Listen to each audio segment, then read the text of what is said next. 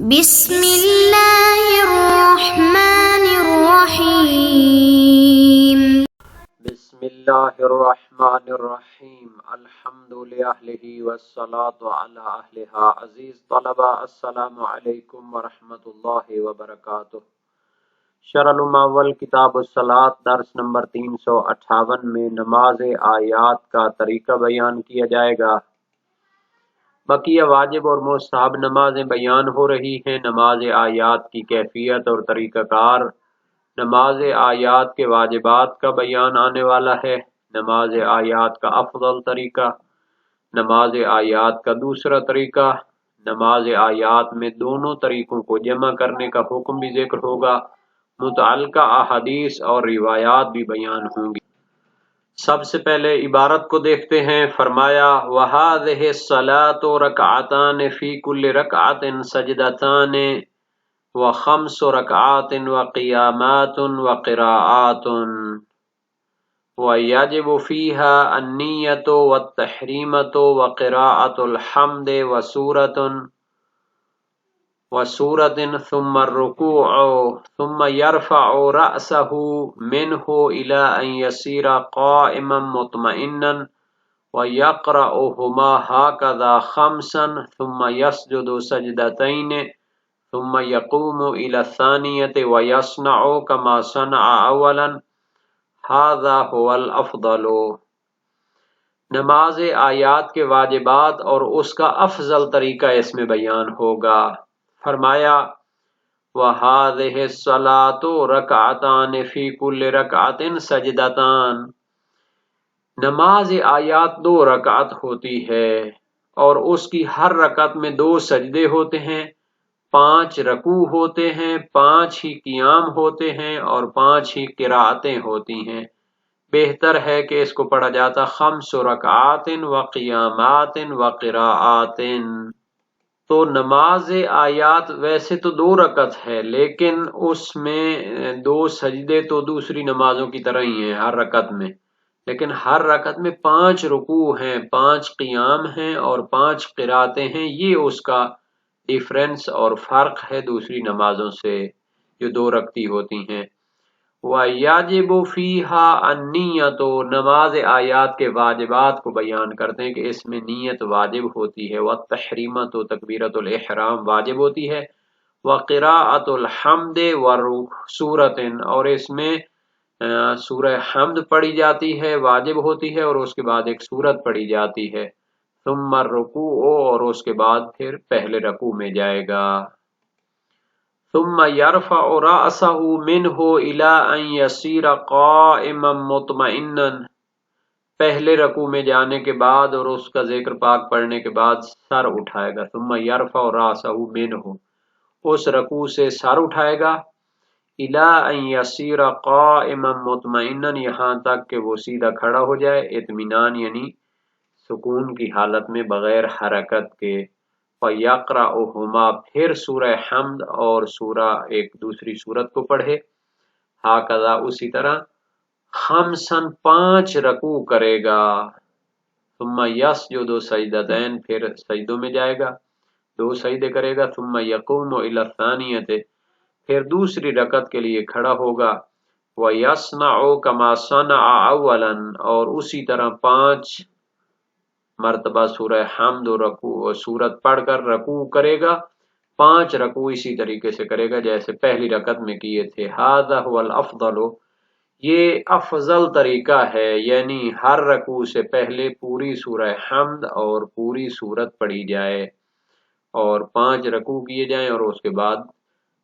سجدے کیے جائیں، یہ افضل طریقہ ہو گیا۔ نماز آیات کا دوسرا طریقہ، وَيَجُوزُ لَهُ الْاِقْتِصَارُ عَلَى قِرَاءَةِ بَعْضِ السُّورَةِ وَلَوْ آیَةً لِكُلِّ رُكُوعٍ، اور جائز ہے اس کے لیے انحصار کرنا علی قراءت بعض السورۃ، ایک سورت کے کچھ حصے کی قرأت پر انحصار کرنا، اکتفا کرنا جائز ہے، ولو آیتن، اگرچہ اس سورت کی ایک آیت پڑھ لے، لکل رکوع، ہر رکوع کے لیے، تو اگر اس دوسرے طریقوں کو دیکھا جائے تو اس میں پھر کیا ہوگا، پوری سورہ حمد بھی معاف ہو جائے گی اور پوری سورت دوسری جو پڑھنی تھی وہ بھی معاف ہو جائے گی، اس کی ایک آدھ آیت بھی اگر مکمل پڑھ دے تو وہ کافی ہوگی۔ وَلَا يَحْتَاجُ إِلَىٰ قِرَاءَةِ الْفَاتِحَةِ إِلَّا فِي الْقِيَامِ الْأَوَّلِ، تو اس میں سورہ فاتحہ کو جو سورت کے ساتھ پڑھنا ہے، کامل سورہ فاتحہ کو، تو اس کی ضرورت اور احتیاج نہیں ہوگی مگر پہلے قیام میں، یعنی جب انسان پہلی مرتبہ تکبیرۃ الاحرام کہے گا، اس کے بعد پوری سورہ فاتحہ پڑھ لے اور اس کے بعد والی سورت کی ایک آیت پڑھے، رکوع میں چلا جائے، پھر کھڑا ہو جائے، اسی سورت کی دوسری آیت پڑھے، پھر رکوع میں چلا جائے، اسی طرح 5 آیتیں اس کی پڑھ لے اور 5 رکوع کر لے، تو یہ دوسرے طریقہ ہے اور کافی ہے۔ وَمَتَى اخْتَارَ التَّبْعِيضَ فَيَجِبُ إِكْمَالُ سُورَةٍ فِي كُلِّ رَكْعَةٍ مَعَ الْحَمْدِ مَرَّةً، تو جب انسان تبعید والا طریقہ اختیار کرے، یعنی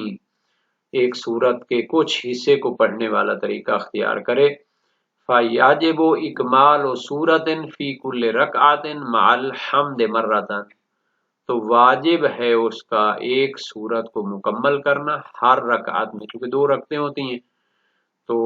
یعنی اس طرح اس سورت کی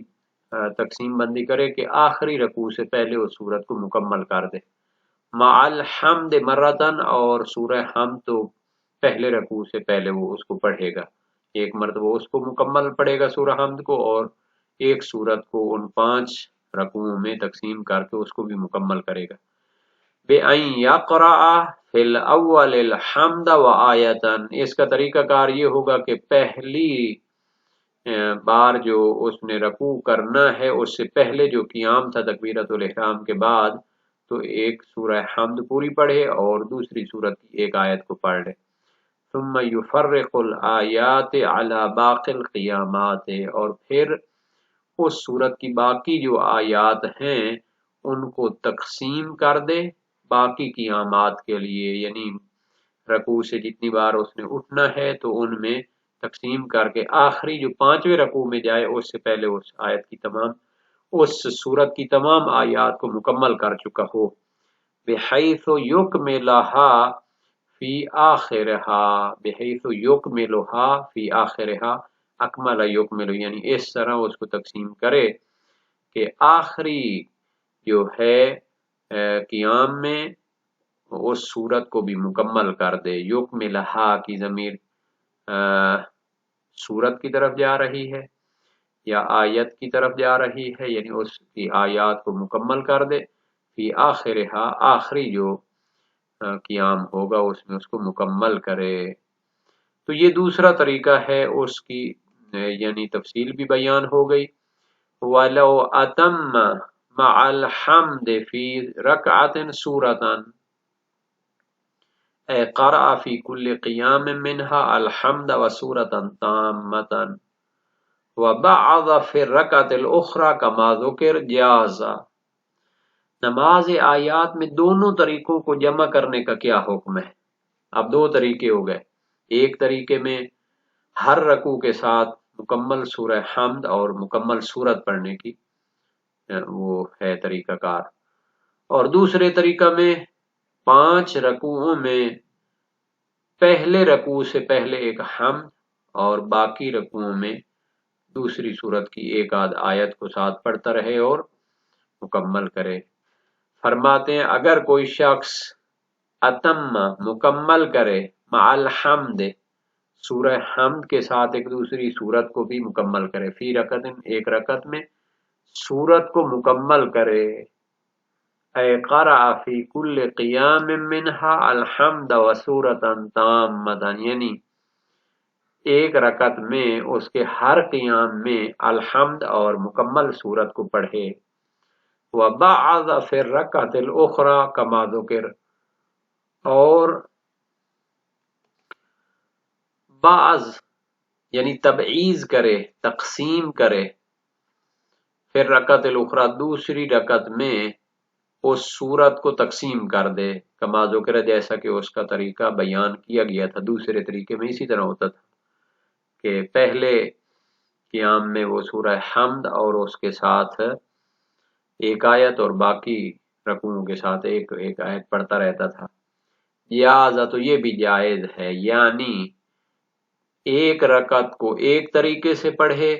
دوسری رکعت کو دوسرے طریقے سے مکمل کرے تو یہ بھی جائز ہے۔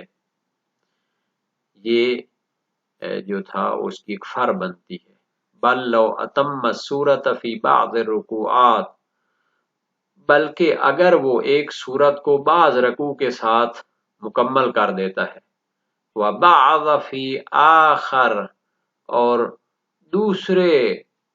رکوعوں کے ساتھ وہ کیا کرتا ہے، تقسیم کرتا ہے اس سورت کو، لہٰذا تو یہ بھی جائز ہے۔ چونکہ 5 رکوع ہیں، پہلے رکوع میں مکمل الحمد مکمل سورت پڑھ لی، دوسرے میں بھی مکمل حمد مکمل سورت پڑھ لی، تیسرے رکوع سے پہلے حمد پڑھی اور اس کے ساتھ ایک آیت پڑھ لی، پھر رکوع میں چلا گیا، تو باقی 2 رکوعوں کے ساتھ کیا کرے گا، اس سورت کے باقی آیات کو پڑھ کے اس کو مکمل کر سکتا ہے۔ تو یہ جو نماز آیات ہے، اس کا یہ جو طریقے بیان ہوئے ہیں اور اس کے جو واجبات بیان ہوئے ہیں اور اس کی رکھتیں جو بیان ہوئی ہیں، ان کی دلیلیں کیا ہیں؟ فرماتے ہیں کہ اس میں روایات اہل بیت موجود ہیں جن میں نبی اکرم کے طریقہ کار کو بھی نقل کیا گیا ہے۔ عبداللہ بن میمون راوی ہے امام صادق علیہ السلام سے، اور آپ نے اپنے والد گرامی کے واسطے سے اپنے ابا سے روایت کی، ان کسفت الشمس فی زمان رسول اللہ صلی اللہ علیہ وسلم فصلی بالناس رکعتین، نبی اکرم کے دور میں سورج گرہن ہوا تو آپ نے لوگوں کو 2 رکعتیں پڑھائیں۔ وسائل الشیعہ باب 9 ابواب نماز کسوف۔ صحیح فضلا یعنی جلیل القدر قسم کے راوی ہیں زرارہ، ابو بصیر، محمد بن مسلم، فضیل بن یسار وغیرہ، تو انہوں نے روایت کی ہے امام باقر و امام صادق علیہ السلام دونوں سے یا ان میں سے ایک سے، ان صلاۃ کسوف الشمس والقمر والرجفۃ والزلزلۃ 10 رکعات و4 سجدات، کہ نماز سورج گرہن، چاند گرہن، رجفہ دھنس جانا اور زلزلہ ہونا، ان کے لیے 10 رکعتیں ہیں اور 4 سجدے ہیں۔ یہ 10 رکعتیں 10 رکوع ہیں گویا کہ، اور 4 سجدے ہوں گے، ہر رکعت میں 2 سجدے۔ صلاح رسول اللہ صلی اللہ علیہ وآلہ وسلم والناس خلفہ فی کسوف الشمس، نبی اکرم نے اسی طریقے سے لوگوں کو جماعت سورج گرہن کے موقع پہ کرائی تھی۔ طریقہ کار کیا ہے، فتکبر بافتتاح الصلاۃ، تکبیرۃ الاحرام کہو، ثم تقرأ الکتاب وسورتان، سورہ حمد کامل اور دوسری ایک سورت پڑھو، ثم ترکع، پھر رکوع کرو، ثم ترفع راسک من الرکوع، رکوع سے سر اٹھاؤ، فتقرأ الکتاب وسورتان، ایک پوری سورت اور سورہ فاتحہ مکمل پڑھو، ثم ترکع ثانیہ، دوسرا رکوع کرو، ثم ترفع راسک من الرکوع فتقرأ الکتاب، پھر رکوع سے سر اٹھانے کے بعد سورہ فاتحہ مکمل اور ایک سورت مکمل پڑھو، ثم ترکع الثالثہ، تیسرا رکوع کرو، ثم ترفع راسک من الرکوع فتقرأ الکتاب والسورہ، رکوع سے سر اٹھانے کے بعد مکمل سورہ حمد اور ایک دوسری سورت پڑھو، پھر چوتھا رکوع، ثم ترفع راسک من الرکوع فتقرأ الکتاب والسورہ، رکوع سے سر اٹھانے کے بعد الحمد اور مکمل سورت پڑھو، ثم ترفع الخامسہ، پھر 5واں رکوع کرو۔ فَإِذَا رَفَعْتَ رَأْسَكَ قُلْتَ، جب 5ویں رکوع سے سر اٹھاؤ تو کہو سمع اللہ لمن حمدہ، ثم تخر ساجدا فتسجد سجدتین، پھر سجدے کے لیے چلے جاؤ اور 2 سجدے کرو، ثم تقوم فتصنع مثل ما صنعت فی الاولی، پھر اسی طرح 5 رکوع اور حمد سورت کے ساتھ نماز پڑھو جس طرح پہلی رکعت کو پڑھا تھا۔ اس میں دوسرا طریقہ بھی بیان ہوا ہے، اس کو بعد میں بیان کریں گے۔ یہ روایت وسائل الشیعہ باب ہفتوں ابواب نماز کسوف میں ہے۔ صحیح حلبی میں بھی اسی طرح ہے، نماز سورج گرہن و چاند گرہن، فرمایا 10 رکعات 4 سجدات، 10 رکوع 4 سجدے، یرکع خمسن 5 رکوع کرے، ثم یسجد فی الخامسہ، پھر 5ویں رکوع کے بعد جو ہے نا سجدے میں جائے، ثم یرکع خمسن، پھر کھڑے ہو کر 5 رکوع کرے، ثم یسجد فی العاشرہ، پھر 10ویں رکوع کے بعد سجدے میں جائے۔ تو یہ بھی اسی باب میں ہے۔ ان میں نماز گرہن یا نماز آیات کے اکثر احکام بیان ہوئے ہیں اور انہی پر عمل کیا جاتا ہے۔ تو صحیح ہے زرارہ بن آئین کوفی اور محمد بن مسلم ثقفی بھی اس کی تائید کرتی ہیں۔ تو جو روایت جن میں 4 سجدوں میں 2 رکعتیں اور 4 رکوع کا ذکر ہے، جیسا کہ ابو البختری کذاب کی روایت ہے، وہب بن وہب اس کا نام تھا اور نہایت ضعیف شخص ہے، یا یہ کہا گیا کہ 8 رکعتیں ہیں، جیسا کہ 1 رکعت اور 2 سجدے کرتے ہو تم، جیسا کہ ابو بصیر کی روایت میں ہے، تو ان کو پھر عمل نہیں کیا گیا۔ اب اس کا دوسرا جو طریقہ تھا کہ ہر رکعت میں 1 مرتبہ سورہ حمد اور دوسری سورت کے ٹکڑے ٹکڑے کر کے ان کی آیات کو پھیلا کر گویا کہ پڑھا جائے گا۔ تو یہ جو طریقہ تھا اس کی کیا دلیل ہے؟ ایک تو یہی صحیح فضلہ ہے، اس میں ہے قلت وَإِنْ هُوَ قَرَأَ سُورَةً وَاحِدَةً فِي الْخَمْسِ رکعات يُفَرِّقُهَا فَفَرَّقَهَا بَيْنَهَا، اگر وہ چاہے ایک سورت کو 5 رکوعوں میں تقسیم کرے تو کر سکتا ہے۔ فرمایا اجزأه ام الکتاب فی اول مرہ، ابتدا میں مکمل سورہ فاتحہ پڑھے، فَإِنْ قَرَأَ 5 سور مع كل سورہ ام الکتاب، اور اگر چاہے تو 5 صورتیں ہر سورت کے ساتھ سورہ فاتحہ بھی پڑھے۔ والقنوت فی الرکعۃ الثانیہ قبل الرکوع، اور اس کے قنوت کا جو حکم ہے وہ رکوع سے پہلے دوسری رکعت میں جو ہے نا قنوت ہوگا، اذا فرغت من القراءۃ، جب قراءت سے فارغ ہو جائے، ثم تقنت فی الرابعۃ مثل ذلک، پھر چوتھی میں بھی اسی طرح، ثم السادسہ ثم الثامنہ ثم فی العاشرہ، یعنی ہر جفت رکوع کے ساتھ قنوت بھی مستحب ہے۔ اور صحیح حلبی میں دوسرا طریقہ بھی بیان ہوا ہے، ان شئت قرأت سورۃ فی کل رکعۃ وان شئت قرأت نصف سورۃ فی کل رکعۃ، اگر چاہو تو آدھی سورت پڑھ لو، اگر چاہو تو ہر رکوع کے ساتھ پوری سورت پڑھو۔ فَإِذَا قَرَأْتَ سُورَةً فِي كُلِّ رَكْعَةٍ فَاقْرَأْ فَاتِحَةَ الْكِتَابِ، لیکن اگر مکمل سورت پڑھو گے تو پھر سورہ فاتحہ مکمل پڑھنی پڑے گی۔ وَإِنْ قَرَأْتَ نِصْفَ سُورَةٍ أَجْزَكَ أَلَّا تَقْرَأْ فَاتِحَةَ الْكِتَابِ إِلَّا فِي أَوَّلِ رَكْعَةٍ حَتَّى تَسْتَأْنِفَ أُخْرَى، اور اگر آدھی سورت پڑھنی ہو تو پھر شروع میں جو ہے نا سورہ فاتحہ کافی ہے، اور بعد میں پھر سورہ فاتحہ کے بغیر بھی آیات کو پڑھتے رہیں، یہاں تک کہ نئی سورت پڑھنی ہو تو پھر اس کے لیے سورہ حمد بھی ضروری ہوگی۔ وَلَا تَقُلْ سَمِعَ اللَّهُ لِمَنْ حَمِدَ فِي رَفْعِ رَأْسِكَ مِنَ الرُّكُوعِ إِلَّا فِي الرَّكْعَةِ الَّتِي تُرِيدُ أَن تَسْجُدَ فِيهَا، اور سمع اللہ لمن حمد فقط اس رکوع سے سر اٹھانے کے لیے کہنا ہے کہ جس کے بعد آپ سجدے میں جانا چاہتے ہیں۔ تو یہ طریقہ کار تھے، 2 طریقے مشہور ہیں، تو انشاءاللہ ان کو جس طریقے سے بھی آسان ہو اور انسان پڑھنا چاہے وہ کافی ہے، اور نماز آیات کہ واجب ادا ہو جاتے ہیں۔